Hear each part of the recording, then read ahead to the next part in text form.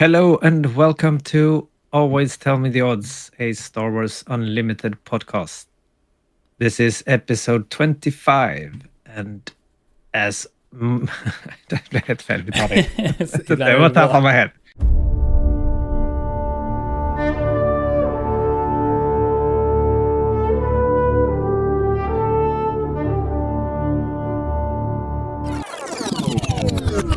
Hello and welcome to episode 25 of Always Tell Me the Odds, a Star Wars Unlimited podcast. My name is Magnus, and with me today, as usual, is Marcus. Hello, Marcus. Hello, hello. How are you? I'm doing well. I'm doing good. It's Monday. It's been a long Monday. It's Monday. Yeah. Yeah, you've had a bit of a more hectic Monday. Yeah, this it was Monday. a little bit stressful to get home in time to record this, but it's good. Now it's all good. Yeah. Now it's always fun to sit down and talk about Star Wars Unlimited for a while. For sure.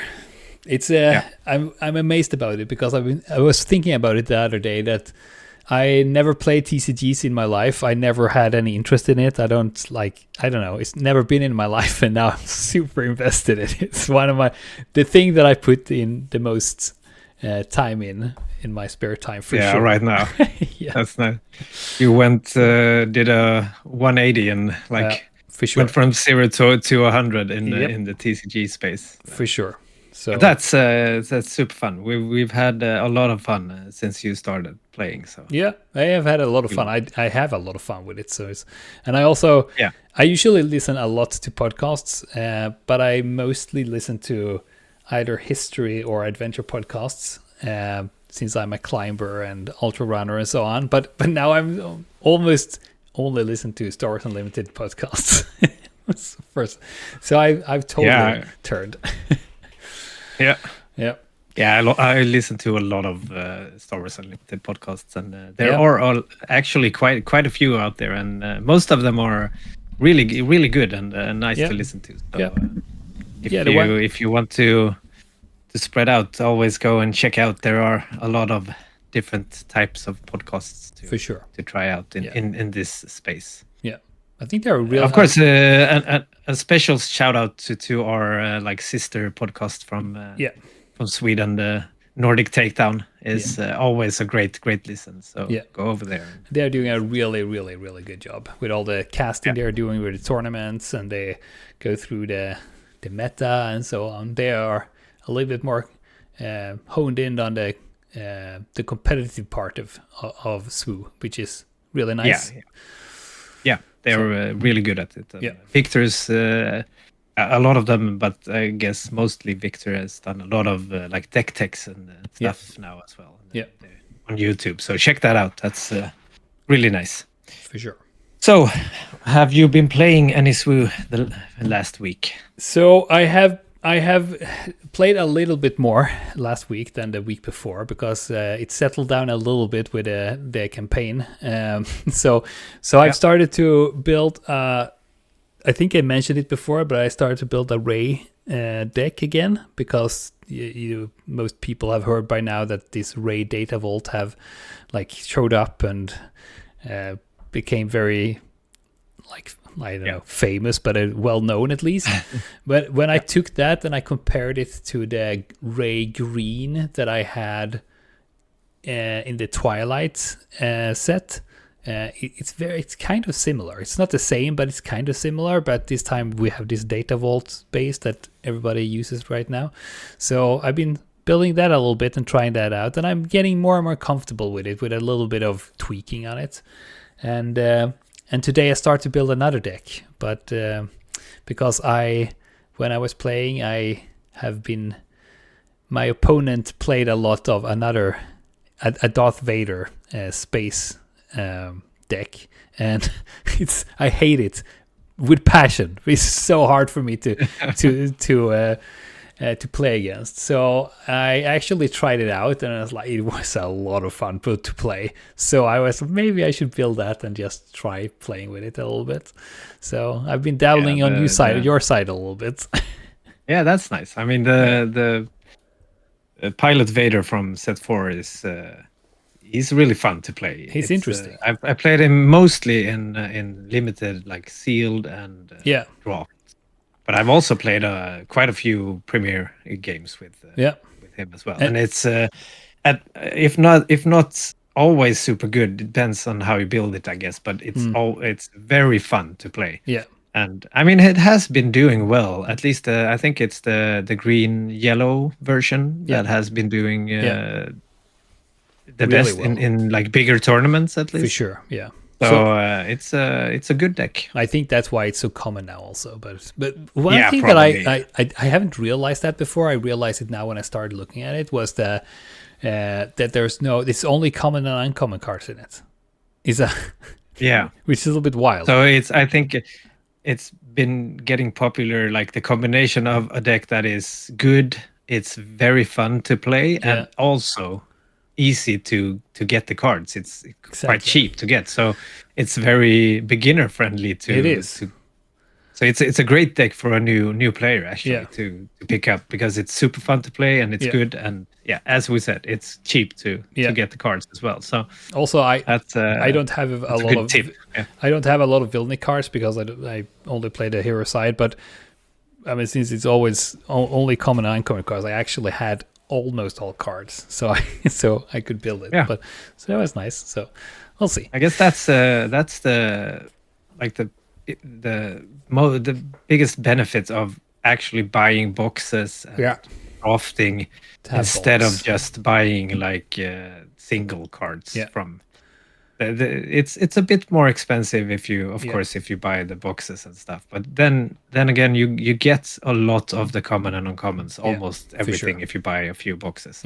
And it's very easy that can actually help you.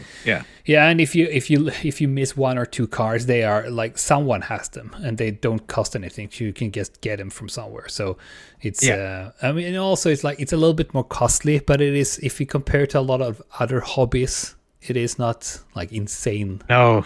So, but it is a lot of money, of course. So if you're a student or if you don't have a lot of money, of course it's costly. So but then, as we said, this Vader cunning deck is it's a good tip to pick up if you're a new player and you want to play a good, very fun deck to play. And it's pretty straightforward to play. Also, it's not super advanced with a lot of complicated synergies and lines and stuff. It's you try to swarm the base lane with the units. Just put them all out there. Overwhelm your So what have you been up to?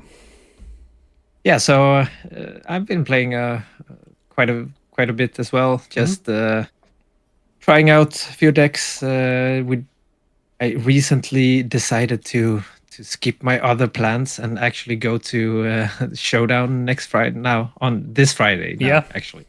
I did have plans, but I was like, this is the only Showdown, might be the only Showdown I'm able to attend if I like change some plans. The other ones are much harder for me because I'm not in the country when that's going on, and I didn't get to go to any PQs this season, so I'm like extra excited to play. I'm starving to play a tournament. You could say so. So I've decided to change my schedule a bit and actually go to the tournament on Friday. So this is it's gonna be super fun. Actually. I've been testing some decks. But and we are you not sticking with your Iden deck? No, I want to try something new. Good. I think it's still a good deck. But I mean, Showdowns for me is mostly a casual event. So I tend to try different things. Actually. For sure. So this. This is like what we're going to talk about today on the podcast a bit, like how we're preparing for this Showdown, and also we have a bit of a new segment we're going to implement in the podcast. We will because of your brilliant campaign that we're playing. We're starting to build out at our locals. Yeah, so we were thinking about making a segment, like very short one at the start of the episode that we call Frontline News, which is about this campaign, the Galactic Frontlines, that I've created and we are playing and building together now in our local community, because we got a lot of questions and comments and hooray shouts from you listeners about that, and there were a lot of people very interested in it. So we thought, why not like keep you updated a little bit. We're very short ones to just the news of what's going on in the campaign, and if there's like something special happened that we have developed something new or something like that. And I also got the suggestion that I should write down the rules and like write everything down and compile it so people could actually do that in their local arenas, and I might do that. It's all about finding time for it. Yeah, and I think like after, when we are getting close to the end of this campaign, maybe then we'll help you out and try to like get everything that we we managed to do down on paper or something like that. But for sure. And we're also getting gonna put out some like news and stuff about the campaign in our Discord. So we have made a category there called the campaign, it's called. So we'll put up news there. There's one channel also where you can discuss it and so on. Yeah. And as Marcus said, we're going to try to, in this segment, we are going to update every week what's been happening. This week, however, we're very much in the beginning of the campaign, and everyone's getting settled and trying to figure out how to do this the best. So we don't have any news right now. No. However, we both sides have been talking to each other and managing our next moves and such. So tomorrow at our locals, there is going to be some clashes in I think there are 3 matches tomorrow. Campaign.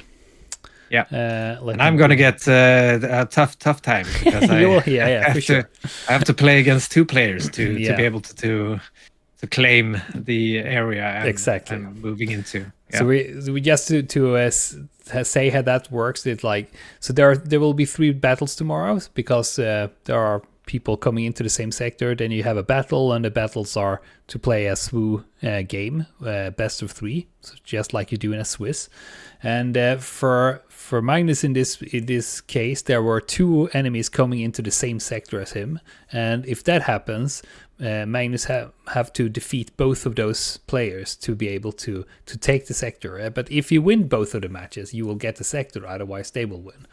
So that will be that can be super hard. But so it's going to be interesting. We'll see. And we also have an event that is going on, a new event coming in that happens in the campaign. And the event for this time is called Solar Flare. And that means that all players, they draw 1 less card in their start hand. So you only start with 6 cards in your hand, and then you have to resource 2. So it will be... Yeah, this is going to be interesting for one of the villainy players. Marcus, he's playing Admiral Piet with the Colossus base. He's only going to draw 4 cards. So he will have 2 cards in his hand when he stood in the first turn. So that will be interesting. Could be a problem, yes. And if we have any new listeners here, so go to and listen to episode 24, where we discuss and explain how this campaign got to be and how it works and such. But exactly, we'll update you in the future. In this segment. So that's about it. That's about it. So let's move on to the topic, or like the today's small topic about like what are we doing at the Showdown next this Friday. So this is also have you decided the deck? I had decided, but now I'm a little bit more I'm hesitating a little bit, but it's the same for me. As I won't go to any PQs because they are in very bad dates or locations for me, and the same with the showdowns. I'm not in the country when they are, or they're way too far away or whatever. But I'll see if I can go to one more. But we will have this one at least on Friday. But I kind of had decided I wanted to play my Ray deck, the Ray Green that I've been building, or the Ray Data Vault that I've been building, and I starting to get a little bit more comfortable with it. But I am not sure. I'm just like, I have a hard time winning with it, to be honest. Okay. Yeah. So now I'm a little bit like, maybe I should play the Vader, because that is working way better for me. So I haven't decided yet. Yeah, but how about you?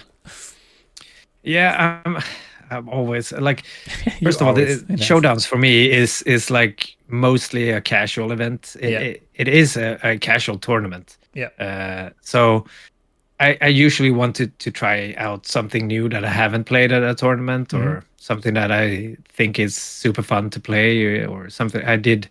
I don't know if you remember, if you listened to us for a while, I did play like Afra in a showdown last set and such. So what I remember for that was that I played Yoda and I milled you and I won because of that. Yeah. I mean, it wasn't the best deck, but it was really fun to play that deck. It was a good, for sure. It was a fun deck. And that was the showdown that you were undefeated in, right? Yes. Yeah, you won one game, and I won one game, and then the rest draw. Drew the other ones. Yeah. three draws, one win. Yep. But it's still undefeated. Yep.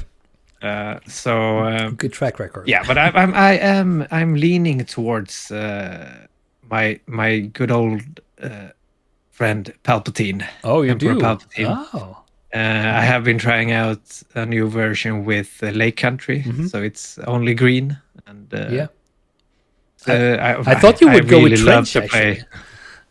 Yeah, I've been thinking about Trench, but now I'm playing Trench in our campaign. Yeah. So I get to play Trench there, and so I might go with Palpatine, but I'm not sure. I have also trying out a Thrawn, the new from set 4. Oh yeah, Thrawn, the one with with Data Vault. Yeah. Yeah. So that might be a deck I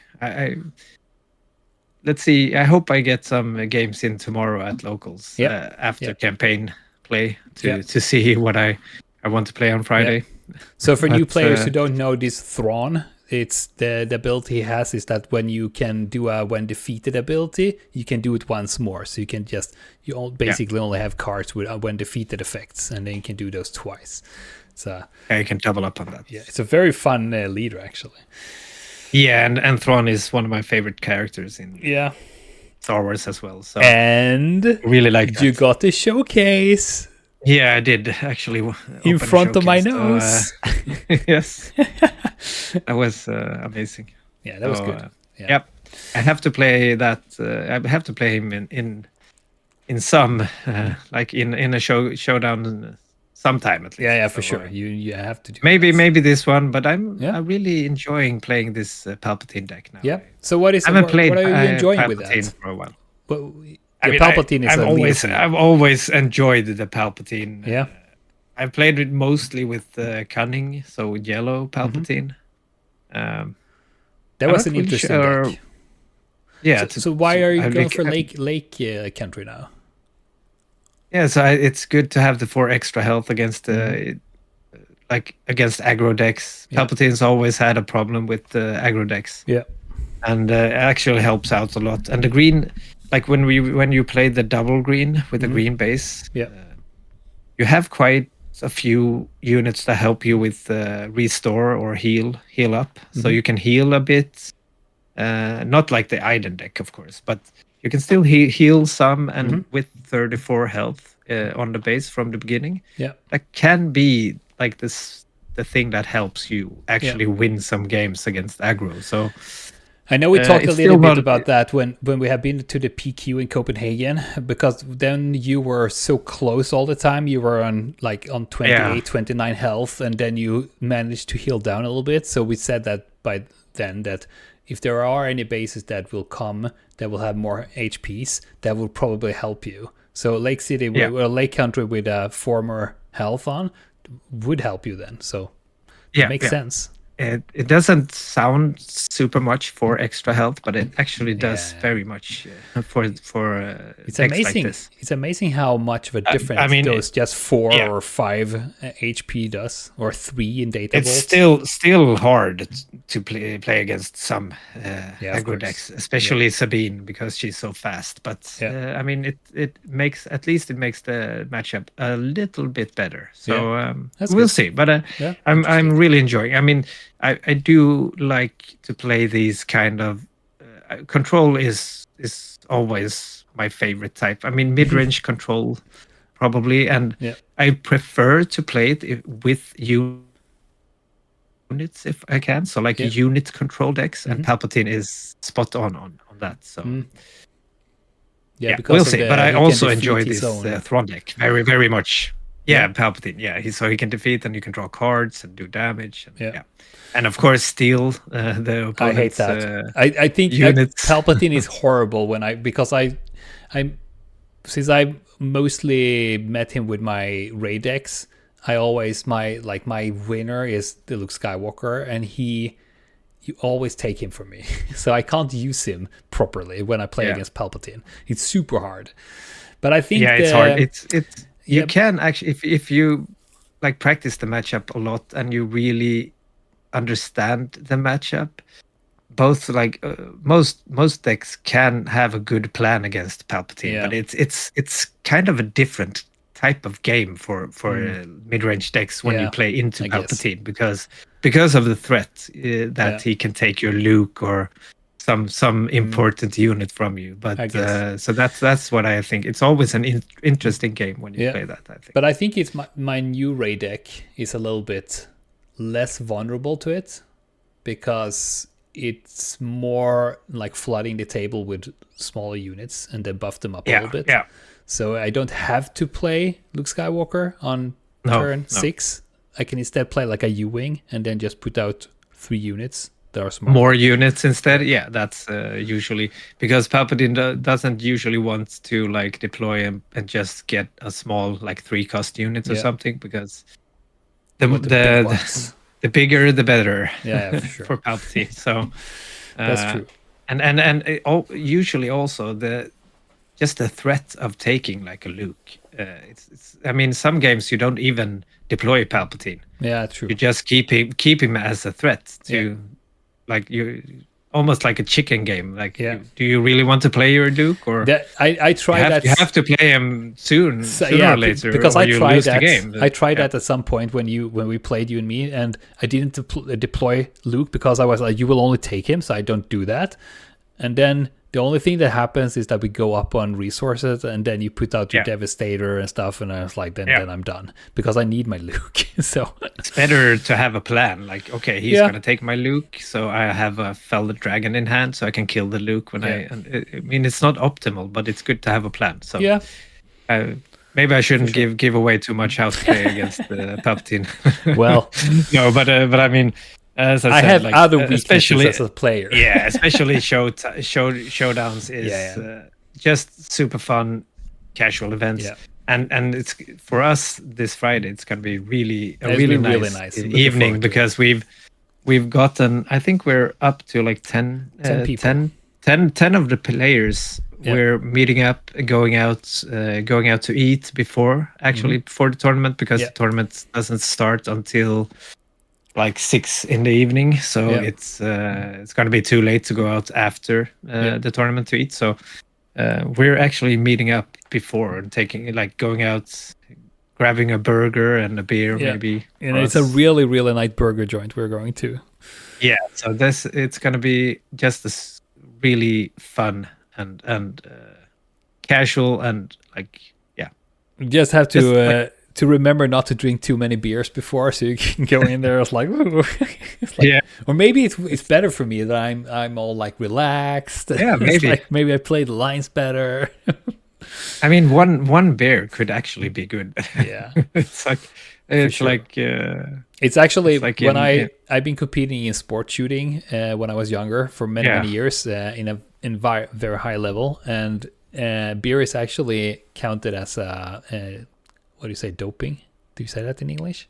Yeah, no, I'm not sure what it's called. But no, but you're not allowed to do that because you get more relaxed. You get more relaxed. So it's actually you're not allowed to do that. Yeah, not because of the alcohol that you might be drunk or anything, but just because you are more relaxed, so you're not allowed to do that. This is weird. Yeah. So yeah, it's interesting, but that will be really nice. And also, it's as we said, showdowns are a casual tournament, and I think FFG also say that in their like book of tournaments. It's a casual tournament. So it's a perfect, if you are a new player and you are curious about what is those tournaments and how are they working, that is a perfect way to do it. That go to Store Showdown, because the people are very nice that are there, and the last time we were at the place where we're going now, there weren't even any judges, so we were like, yeah, how do you do this? And someone came up and was like, oh, you do this. We just we just help each other. Yeah, it's we really just help nice. out. We help out. It's really nice. That's shouldn't be needed that much in a casual tournament. Yeah, so it's a really good way to get to know more people in your local community and so on. So it's a good way to build a strong and like community, and for sure. Just have fun and play some nice games together. Yeah, that's gonna be really, really nice. Yeah. The only thing that I'm a little bit like, because since I miss all the PQs now, I didn't go to the regional, and I miss all the showdowns. So the only thing that I think is like, it's annoying that there are not more tournaments because if you miss those dates, and it's also very short date slots that the stores get to have those, what I understand. So if you're not there, for instance, now it's around midsummer, and no people in Sweden are available at midsummer. So it's annoying that's in that slot of time. So I wish there would be some more. But we have the Malmö Open coming up in August, so I'm looking forward to that too. Yeah, Malmö Game Week's going to have a big Star Wars Unlimited tournament. I think it's the last weekend of August. So keep that in mind. That is still the biggest tournament in Sweden, right? Or in Scandinavia? Ooh, I'm not sure. I'm not 100%. It could be still. We were, I think, around 80 people last time. Yeah, might be some people. We're hoping for a lot more this time. Not to spoil anything or say I'm not sure what I'm able to say, but hopefully going to be a 2-day event as well this year, and hopefully we can have some side events and stuff like that as well. So even if you don't do super well in the big tournament, you can play a lot of SWU that weekend. And sure.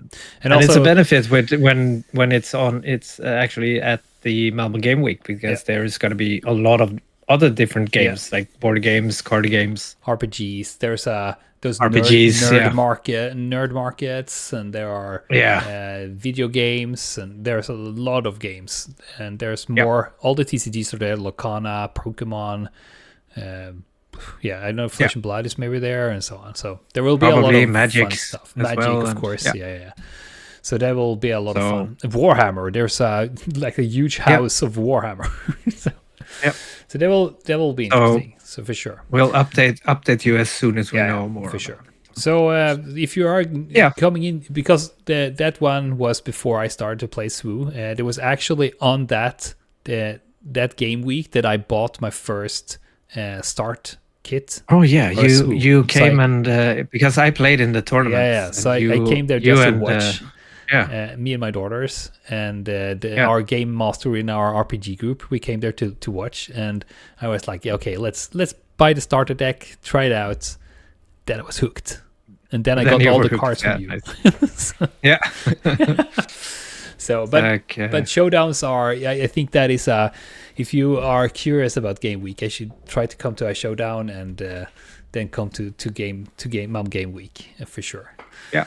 Showdowns is a very good start tournament-wise. I think so too. So probably people will see us with, what did you say now again? Thrawn? No? Maybe, I'm not sure.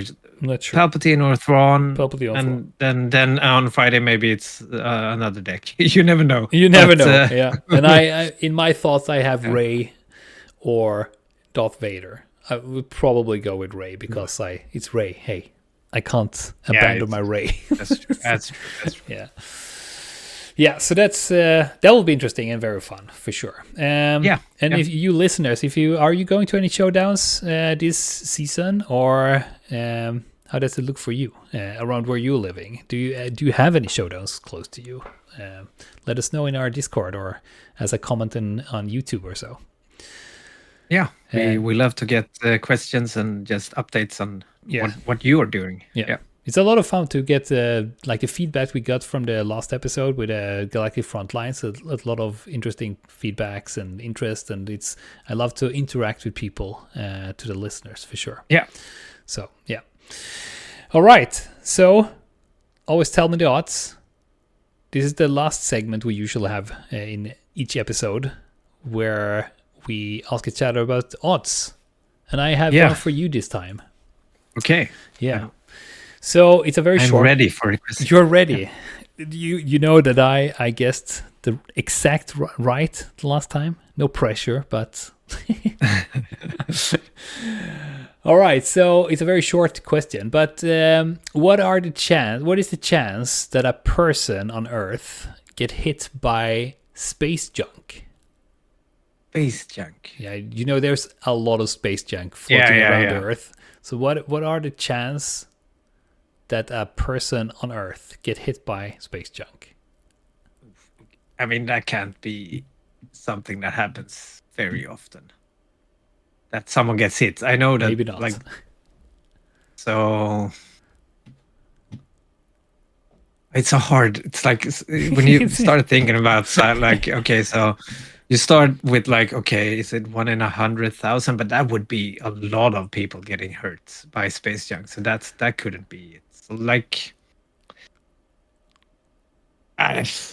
1 in 10 million.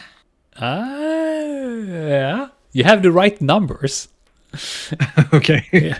It's 1 in 10 billion. 10 billion. Yeah. So I mean, it's very low risk that you get hit. But when we start with our TIE fighters and X-Wings and stuff up there, hey.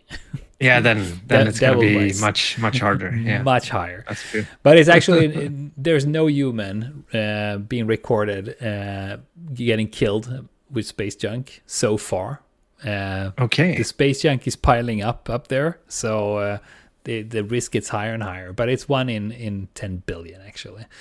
10 billion. Okay. The thing is that when I started to look into that, I wanted to have something that was space related. When I started looking into this, the first thing I saw was if a person at the space station, the ISS space station, loses a wrench, what is the odds that person gets hit by that wrench when they are back in Earth? That was 1 in 10 billion times 1 in 8 billion. It's okay, I don't even know how much that is. I can't ask that. Yeah, and I mean that's I don't even know how you get to that number. That's just speculation, of course, because it doesn't have. You can't. Well, it's actually this 1 in 10 billion. It's actually very well calculated from NASA. And if you take 1 in 10 billion and then you times 1 in 8 billion, so 1 in 8 billion, we're about 8 billion people on Earth. So it's actually not that far-fetched, but the number are it's insanely the numbers it's so low. High. Yeah. So that's it. So you at least had the right number. Yeah. Almost. Just a few zeros. Few zeros wrong. Wrong. Yeah. Okay, so before we let you all go, don't forget we do have a Discord you can join, and more people are joining. So, join us and interact with us. We really like that. The link is in the description. We also put the episodes on YouTube. You can check that out. You can follow us on Instagram and Blue Sky.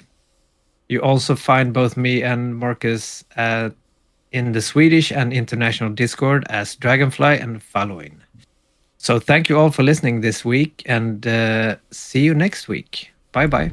Bye bye.